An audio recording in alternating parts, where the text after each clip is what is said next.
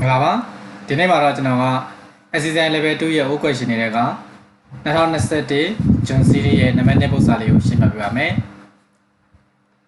Apaya so jenawa jiji yang tu di reserve ma ba pi tang sin. Bottom ne challenge ka le partnership လုပ်ငန်းလုပ်တယ်သူရဲ့ရှုံးမြတ်ချို့ဟာ3:1ရှိတယ်။မှာ partnership agreement နေပေးထားတယ်။လား insurance drawing က 4% လား drawing ပေါ်မှာအတိုးနှုန်းဒီ 4% ဖြစ်ပြီးတော့ capital မှာအတိုးနှုန်းက 6% ဖြစ်မယ်။လာစာရတယ်ဘယ်လိုရပါစေ Chandra ရမယ်။စီဆိုရဲ့လူ Chandra ကလာစာ2200ရမယ်။ permit လို့ပြောထားတယ်။တစ်လကို2200။ဒါကျွန်တော်တစ်နှစ်စာတွက်မယ်ဆိုရင်စနစ်နဲ့မြောက်ဖို့လိုတယ်။စာလေးတခြားဖတ်ဖို့လိုတယ်။ဂျွန်ဒီယန်နေမှာသူ့ရဲ့ open ကြီးပေးထားတယ်။ capital ကောင်တယောက်က6000တယောက်က3000ရှိပြီးတော့ garden ကောင်က8950နဲ့4190ဆိုပြီးတော့လက်ကျန်နေပေးထားတယ်။ garden ကောင်ဘာမှမပြောထားတော့ဒါဒီ credit nature ရှယ်လို့မြင်ရမယ်။ဒီနေ့မှာရှိတဲ့နှစ်ကောင်မှာသူတို့မှာ drawing ပေးထားတယ်။ဒီ BR 2000ခွဲ CR 18000ယူတုံးထားတယ်။ဟုတ်ပြီဒါတော့သူ့ရဲ့မှာ information ဒါအကုန်ပေးထားတာပေါ့။အဲ့တော့ကျွန်တော်ကသူ့ရဲ့ question bank မှာကျွန်တော်ကြည့်ကြည့်အောင်။ question မှာဗာမိထားလဲစစ်ကြည့်အောင်။သူ appropriation ကလို့ကျင်တာဗာလေးစပေးထားပြီ profit for the year လေးတည်ပေးထားတယ်86400ဆိုပြီးတော့ဘာပဲကျွန်တော် appropriation ကလေးဆွဲကြည့်အောင်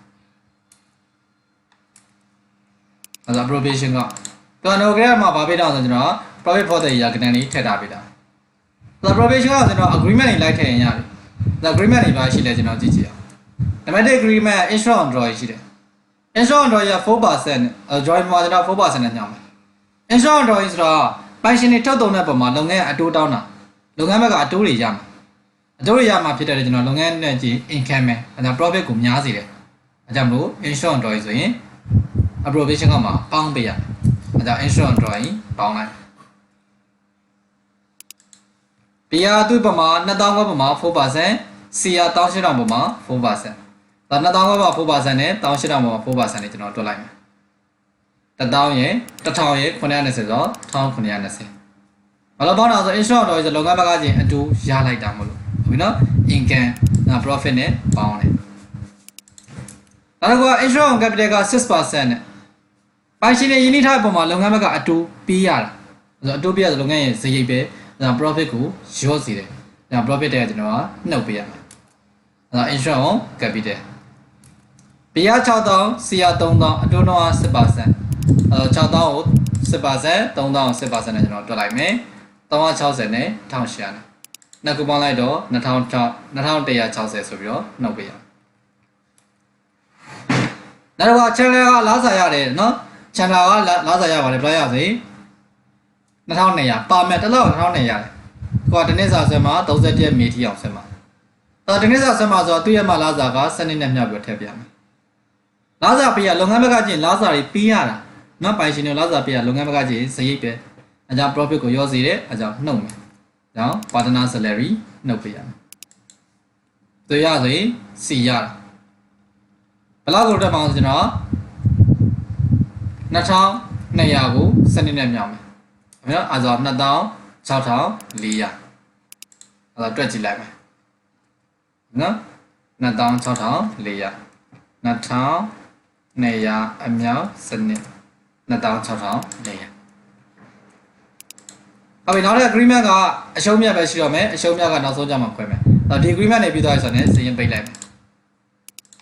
စရင်မလိုက်တော့99560ဆိုကြတယ်အဲ့ဒါက residual profit ။အဲ့တော့ share profit ခွဲပေးမယ်။ 3:1 BR3 CR1 3/4 1/4နဲ့ခွဲလိုက်မယ်။44690နဲ့14890ဆိုရတယ်။ဒါဆိုရင်ပြီးတော့ဒါမယ်နော်။ဒါဒီနာလေးမှာကျွန်တော်တို့partner salary ဒီစနစ်နဲ့မြောက်ပါလေတတိယမယ်အခုသူပါမိထားလေကျွန်တော်ဆက်ကြည့်မယ်ကားရကောင်ဆွဲခိုင်းနေဘာတိုင်ရဲ့ကားရကောင်လေးဆွဲခိုင်းနေဒီတစ်နှစ်စာအတွက်ပေါ့ဟုတ်ပြီနော်break down လေးပါတယ်ဆိုတော့ကျွန်တော်တို့ daily ပါဖို့လိုတယ်ဒါကားရကောင်လေးကျွန်တော်ဆွဲကြည့်အောင်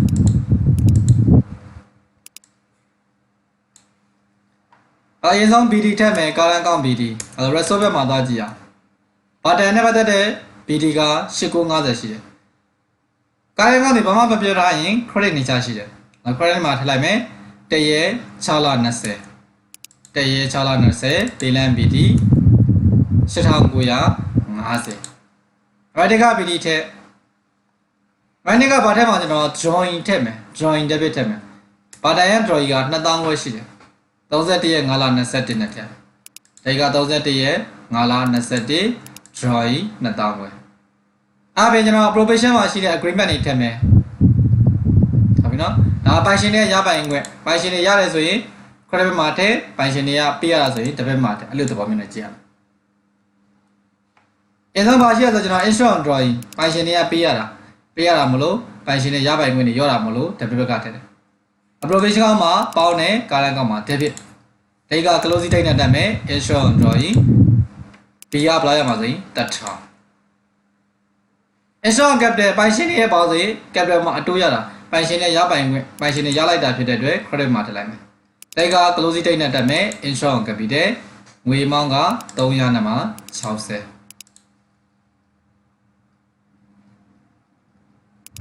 ဒီကနေ့နည်းနည်းလွဲနေနော်6000ဖြတ်မှာနော် sorry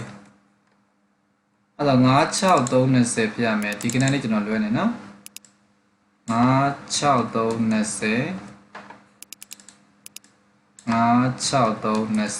အဲ့ဒါနော်ဘာလို့6000ပေါ်တဲ့3600ဖြတ်မှာအဲ့တော့ကျွန်တော်360ဆိုပြီးရေးထားအဲ့ဆိုတော့ဒီကောင်က96320ပေါ်မှာစမယ်ဒီကောင်လဲ96320ရမယ်နော် sorry ပါဟုတ်ပြီအဲ့ဆိုကျွန်တော် insurance capital ကဘယ်လောက်ရှိမှာဆိုရင်3000နဲ့မှာ600ပေါ့နော်360မို့နော်3600Partner salary က premium ကိုစီးပဲရတာအဲ့ဒါသူနဲ့မဆိုင်ဘူး share profit ပိုင်ရှင်နဲ့ရပိုင်ခွင့်ဆိုတော့ credit မှာထည့်လိုက်မယ် share profit လောက်ရမလားဆိုရင်ဒီက4နှစ်40ရတယ်အဲ့ဒါဆို share profit 4နှစ်40ဆိုပြီးထည့်လိုက်မယ်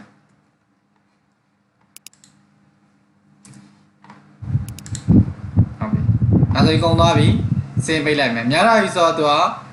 debit နဲ့ credit မှာ credit ကများတယ်ဆိုတော့ credit များလာပြီလိုက်မယ်ဆိုတော့ဘက်မှာဖြစ်လိုက်မယ်ဘယ်လောက်လိုရလဲလိုသလောက်လေးဖြစ်လိုက်ပေါ့နော်ဆိုတော့ဘယ်လောက်လိုရလဲဆိုတော့ကျွန်တော်ကြည့်လိုက်ရင်ဒီရဲ့မှာကောင်းတွေကလိုမှာဘောကကနန်းလေးကိုနှုတ်ပေါ့နော်ဒီနှစ်ခုပေါင်းလိုက်လေးကိုနှုတ်လိုက်မယ်2600နှုတ်လိုက်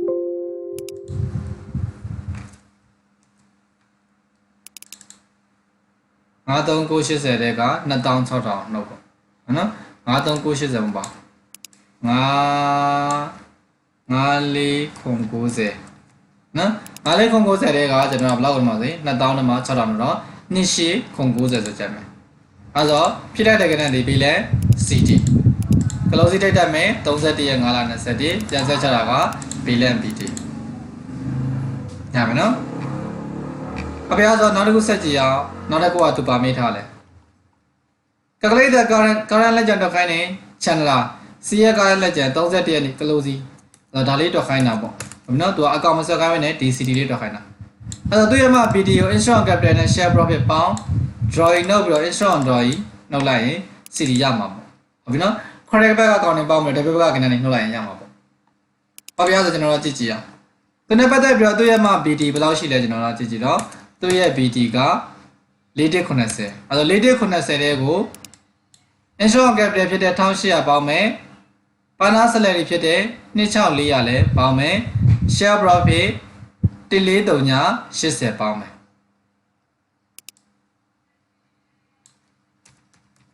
14380ပေါင်းမယ်နောက်ကျရင်သူ့ရဲ့မှာ drawing ဘယ်လောက်နှုတ်ပါစေ18000နှုတ်မယ် drawing 18000နှုတ်ပြီးတော့ insurance drawing ဘယ်လောက်နှုတ်ပါစေ920နှုတ်အောင် insurance drawing 920နှုတ်အဲ့တော့ BD 419ဆက်တဲ့ကိုဘယ်လောက်ပေါင်းပါဆိုရင်1800ဖြစ်တဲ့ insurance capital ပေါင်းမယ်နောက် partner salary 2600ပေါင်းမယ် share profit 14380ပေါင်းပြီးတော့သူ့ရဲ့မှာ drawing 18000နှုတ်မယ်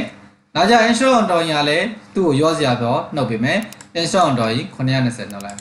တော့ကျွန်တော်တို့ကစီးရင်လေးရှင်းလိုက်မယ်ဟုတ်ပြီနော်အဲ့တော့စီးရင်ရှင်းလိုက်မယ်ဆိုကျွန်တော်တွက်ကြည့်အောင်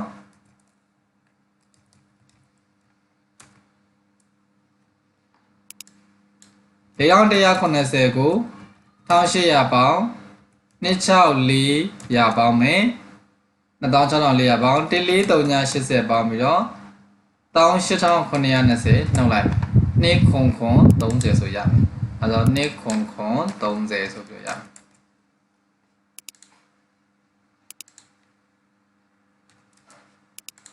2,930ဆိုပြောကျွန်တော်အဖြေထုတ်ပထမတစ်ခုကသူကပါဆွဲခိုင်းတာဆိုရင်သူကအကောင့်ဆွဲခိုင်းတာဒုတိယတစ်ခုကじゃအကောင့်ဘွဲနဲ့ close ကိုတွက်ခိုင်းတာတော့ calculate လုပ်ခိုင်းတယ်ဆိုဒီပုံစံလေးနဲ့တွက်ပြရမယ်အကောင့်ဆိုမှအကောင့်လေးဆွဲပြရမယ်ဆိုတော့ဘယ်လိုစဉ်းစားမလဲကျွန်တော်တို့ကသူ့ကိုလာ credit ကကနေနေနဲ့ debit ကကနေနေနှစ်ခုကိုခြားနာလိုက်တာသူ့ရဲ့ CD ရမှာဟုတ်ပြီနော်ဟုတ်ပြီဆိုတော့နောက်တစ်ခုဆက်ကြည့်အောင်ဗာမေးထားလဲ explain one reason why partnership may pay a partner a salary partner တွေဘာလို့လာစားပြရလဲအဲ့ဒါ reason ပြပြပဲ partner တွေဘာလို့လာစားပြရကျွန်တော်လုပ်ငန်းထဲမှာအလုပ်လုပ်တဲ့ partner ကိုလာစားပြရတာဒါသူ့ရဲ့မှာအလုပ်လုပ်တာနော်တတ်မှတ်ထားတဲ့လုပ်တွေလုပ်တယ်ဆိုရင်အဲ့လူကိုလာစားပြဒါ as a reward to the partner ရဲ့ရပိုင်ခွင့်မှာ who has carried out specific task ဒီဟလာသူတတ်မှတ်ထားတဲ့လုပ်တွေကိုလှုပ်ဆောင်ခဲ့တဲ့အတွက်သူ့ရဲ့မှာရပိုင်ခွင့်အနေနဲ့ပြရတာနော်ဒါမှမဟုတ်လို့ချင်းလဲဟိုက who has working additional ပေါ့နော် additional work နော် who are taking additional work သူကနောက်ထပ်အပိုလုပ်တွေပေါ့နော်လုပ်ငန်းမှာရှိတဲ့နောက်ထပ်အသီးခြားလုပ်တွေသူများတွေလောက်ရတာပိုလောက်ရတယ်အဲ့ဒါကြောင့်မလို့သူ့ရဲ့မှာဈာပိုင်ခွင့်နေနဲ့လာစားပေးတာဒီသဘောမျိုးပြောတာရမယ်နော်အပြည့်အစုံနောက်ထပ်မိထားမရှိတော့ဟုတ်ကဲ့ပါကျေးဇူးတင်ပါတယ်